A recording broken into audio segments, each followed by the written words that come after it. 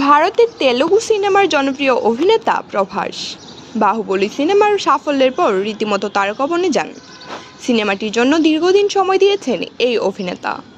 এর প্রতি মনোযোগ যেন নষ্ট না হয় এজন্য বিয়ে পিছিয়ে দিয়েছেন বলেও তখন শোনা যায়। বাহুবলী ফ্র্যাঞ্চাইজি মুভির মুক্তির পর কেটে গেছে প্রায় 7 বছর, তবে এখনও বিয়ে করেননি প্রভাস। সম্প্রতি একটি ভিডিও সাক্ষাৎকারে এই অভিনেতা জানান অনেক নারী তাকে প্রত্যাখ্যান করেছেন। সোশ্যাল মিডিয়ায় ছড়িয়ে পড়া ভিডিওতে দেখা যায় সাক্ষাৎকার ভিত্তিক একটি অনুষ্ঠানে কথা বলছেন প্রভাস।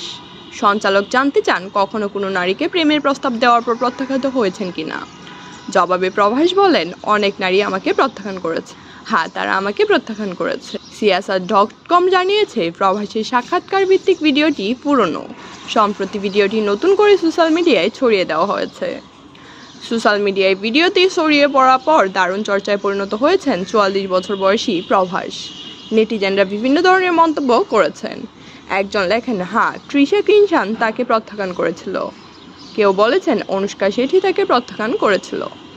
বহুল আলোচিত বাহুবলী সিনেমার আমরেন্দ্র বাহুবলী ও দেবসেনা চরিত্রে রূপায়ণ করেন অভিনেতা প্রভাস ও অভিনেত্রী অনুষ্কা শেঠি।